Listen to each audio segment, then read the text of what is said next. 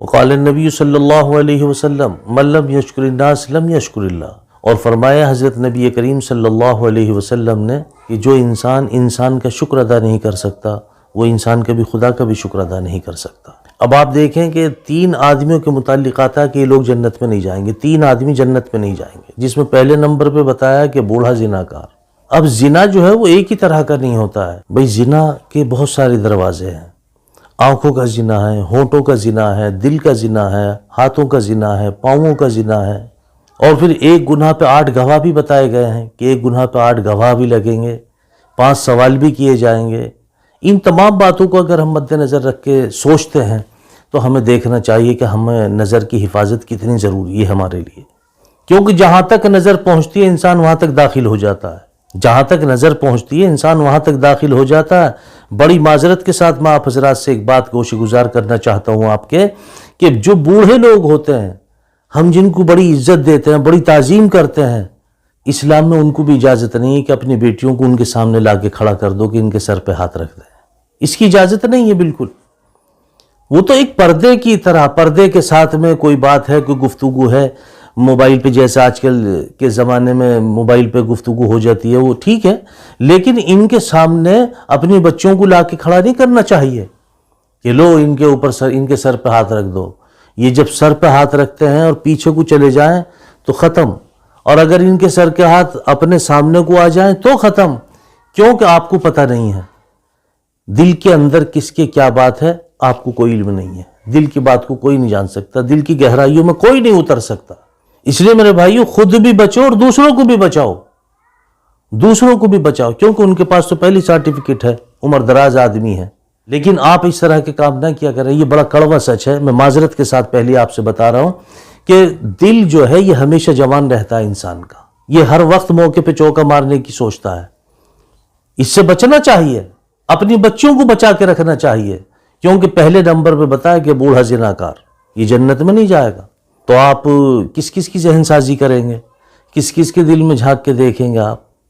اسلام میں کوئی اجازت نہیں، شریعت اس کی بالکل اجازت نہیں دیتی کہ آپ اپنی بچوں کو بے پردہ کر دیں، کسی کے سامنے لا کے کھڑی کر دیں، یہ تو بہت ہی غلط بات ہے۔ ایک عورت 4 کو جہنم میں لے کے جا رہی ہے، جی ہاں، یہ بھی آپ سمجھ لیں، اگر ایک عورت جہنم میں جا رہی ہے تو پتہ یہ چلا اس کا باپ بھی جہنم میں جا رہا ہے، کیوں یہ پوچھے گی کہ ابا مجھے کیا پتا کہ آپ کے دوست ہیں، یہ آپ نے مجھ سے کہا کھانا لگاؤ، چائے ناشتہ لگاؤ، میں تو چائے ناشتے میں اور کھانے میں، مجھے کیا پتا ان کی ذہنیت کیا تھی؟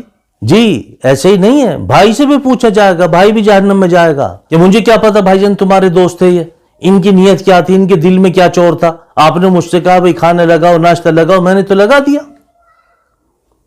اگر شادی شدہ ہونے کے بعد شوہر اپنے دوستوں کے سامنے اس کو پیش کرتا ہے کہ لاؤ بھائی کھانا لگاؤ ناشتہ لگاؤ، تو اس سے بھی سوال ہوگا، کیونکہ یہ اگر جہنم میں جا رہی ہے تو خیر آپ کی بھی نہیں ہے، سوال ہوگا، وہ عورت خود سوال کرے گی اپنے شوہر سے، مجھے کیا پتا تھا کہ آپ کے دوست کیسے ہیں، آپ نے مجھے اجازت دی، میں نے تو آپ کے حکم کی تعمیل کی۔ بیٹا ہے، اگر بیٹا اپنے دوستوں کو گھر میں لاتا ہے تو اس سے بھی یہ سوال ہوگا کہ مجھے کیا پتا بیٹے تمہارے دوستوں کی نیت کیسی تھی، ان کی ذہنیت کیسی تھی، وہ کیا مزاج رکھتے تھے، تم نے مجھ سے کہا میں تو محبت میں لے کے چلی آئی، یہ لو تمہارا کھانا ناشتہ یہ رہا۔ سوچنا چاہیے میرے بھائی، سوچنا چاہیے۔ الحیاء شعبۃ من الایمان، حیا ایمان کا شعبہ ہے، حیا ایمان کا شعبہ ہے میرے دوست، ہمیں سوچنا چاہیے، اور میں ان ماؤں بہنوں سے گزارش کروں گا ان کو خود سوچنا چاہیے۔ تم پردے میں رہ کر یہ نہیں کہ آپ کا حسن و جمال جو ہے یہ خراب ہو رہا ہے، نہیں، بلکہ پردے میں ہی آپ کے حسن و جمال کی حفاظت ہے، اسی میں خوبی ہے۔ چمکتی ہوئی چیز کو دیکھنا لوگ پسند نہیں کرتے ہیں، چھپی ہوئی چیز کو دیکھنا لوگ پسند کرتے ہیں، بھلے چاہے کسی پتھر کی نقب کشائی کیوں نہ ہو۔ اور آپ کا پردہ یہ تو یہ ظاہر کرتا ہے کہ آپ کسی باحیا ماں کی باحیا بیٹی ہیں، یہ بھی ہے، آپ کسی باحیا ماں کی باحیا بیٹی ہیں، یہ بھی اس کا تعلق ہے، اس سے بھی ہے۔ اور یوں آیا کہ ایک مرتبہ آپ صلی اللہ علیہ وسلم نے فرمایا، اے عمر، اگر تم کسی ایسی عورت کو دیکھو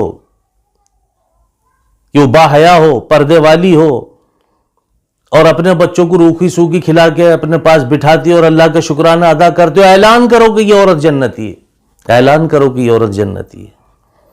عورت کے تعلق سے کیا کیا بات آپ کے سامنے رکھوں جب یہ عورت پردے میں جاتی ہے تو فرشتوں کے حصار میں ہوتی ہے. آپ دیکھیں کہیں پہ بھی گلی کوچے میں اگر کوئی بوڑھی اماں جا رہی ہیں پردے میں تو جو گلی کے نکڑ پہ لچے گنڈے کھڑے رہتے ہیں نا، یہ علاقائی جو گنڈے ہوتے ہیں یہ سب ہٹ جاتے ہیں، یہ چھچورے سب الگ ہٹ جاتے ہیں. اور جو بڑی بی آ رہی ہیں، تو یہ بڑی بی کہتی نہیں ہے کسی سے، لیکن یہ پردے کے ساتھ میں چل رہی ہیں. اللہ تعالیٰ نے ان کو پردے کا احترام ان کے دل میں ڈالا، یہ پردے کے ساتھ چلی ہیں تو اللہ سبحانہ و تعالیٰ نے ان کے ساتھ میں اپنے باڈی گارڈ چھوڑ دیے ہیں، یعنی فرشتوں کے حصار میں چلتی ہیں.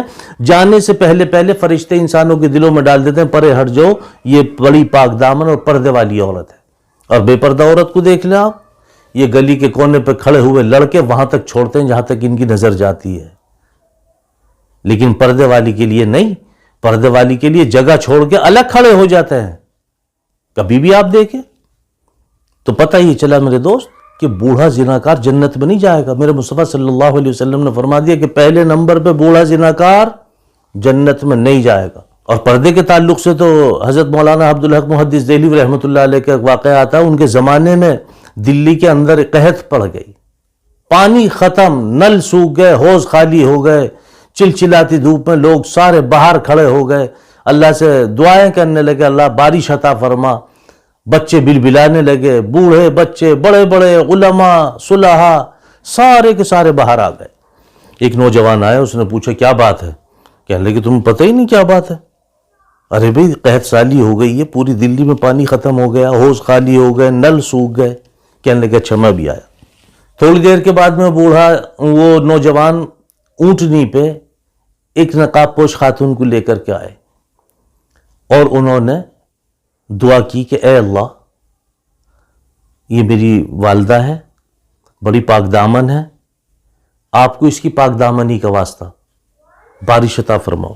یہ ابھی ہاتھ چہرے پہ بھی نہیں آئے تھے کہ ایک دم بادل آئے اور برسنے شروع ہو گئے.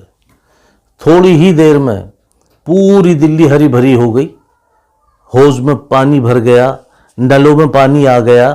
جیسے یہ نوجوان چلا تو ان کو روکا، ٹھہرو، کون ہو تم؟ یہ کون ہے جو اونٹنی پہ ہے؟ اس نوجوان نے کہا حضرت یہ میری والدہ ہیں. کیا کیا تم نے یہاں پہ آ کے؟ میں نے کچھ نہیں کیا، صرف ان کے پنجے کو ایسے ہاتھ لگایا اور میں نے کہا کہ اے اللہ، یہ میری والدہ ہیں، بڑی پاک دامن ہے، آپ کو اس کی پاک دامنی کا واسطہ بارش عطا فرما دو. بس اتنا میں نے کہا اور اللہ سبحانہ و تعالیٰ نے بارش عطا فرما دی. میری بہنوں، تم اپنا یہ دیکھیں کہ آپ کا مرتبہ کیا ہے. تم اپنا آپ کو بھول رہی ہو، اپنا مرتبہ بھول رہی ہو، کسی کے بھی کہنے میں آ کے سامنے نہیں. تم خود ذمہ دار ہو، کسی کے سامنے نہیں کھڑی ہونی، تمہیں آ کے بالکل پردے کے ساتھ میں رہنا ہے. یہ پردہ اس بات کی ضمانت ہے کہ تم کسی باحیا ماں کی باحیا بیٹی ہو. دوسرے نمبر پہ آتا ہے بخیل یعنی کنجوس، جنت میں نہیں جائے گا. بخیل یعنی کنجوسی وہ عیب ہے کہ اس سے اس کی اپنی اولاد بھی ناراض رہتی ہے، بچ کے چلتی ہے. یہ کنجوس کا حال ہے، بخیل کا حال ہے. ہر معاملے میں کنجوس رہنا، نہ اپنے اوپر خرچ کرنا، نہ دوسرے کے اوپر خرچ کرنا. اور ایک ہوتا ہے شوہ، جی وہ کنجوس سے بھی بڑا ہے. ایک تو کنجوس ہوتا ہے وہ کھا رہا، کسی کو کوئی کھلا رہا تو وہ کھا رہا، لیکن وہ شوہ وہ ایسا ہوتا کہ وہ یہ بھی دیکھتا کہ یہ کھلا کیوں رہا ہے، یہ کھلا کیوں رہا، وہ اس سے بھی پریشان ہوتا. تو پتہ ہی چلا کہ بخیل یعنی کنجوس جنت میں نہیں جائے گا. اس سے تو اپنی اولاد بھی بچنے لگتی ہے، اس سے اپنی اولاد بھی بچنے لگتی ہے. اور تیسرے نمبر پہ فرمایا احسان جتانے والا.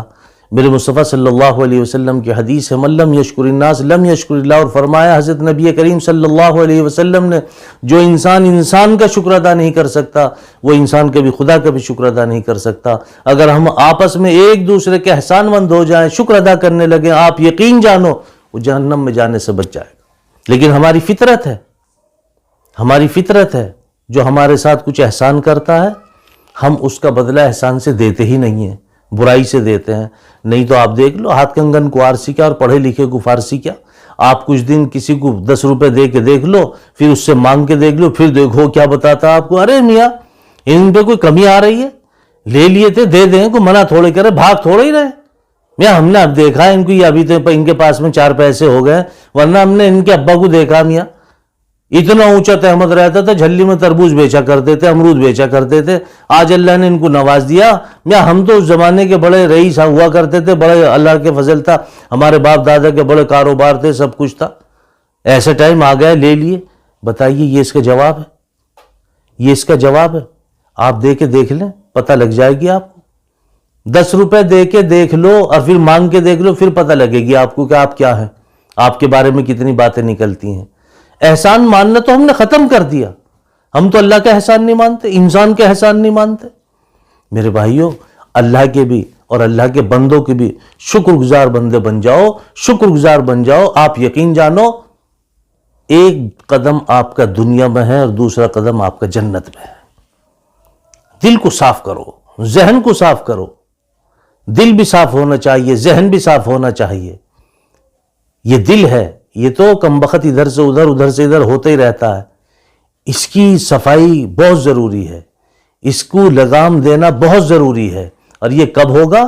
جب آپ اپنے علماء سے تعلق رکھیں گے، اپنے علماء سے تعلق رکھیں گے. اگر علماء سے مل کے چلو گے تو بڑا فائدہ ہوگا، اور اگر علماء سے کٹ کے چلو گے تو میرے بھائی قدم قدم پہ کانٹے ہیں، کانٹوں بڑے راستے ہیں، بڑا مشکل زندگی کا سفر ہو جائے گا. اللہ ہم سب کو سمجھ کی توفیق نصیب فرمائے.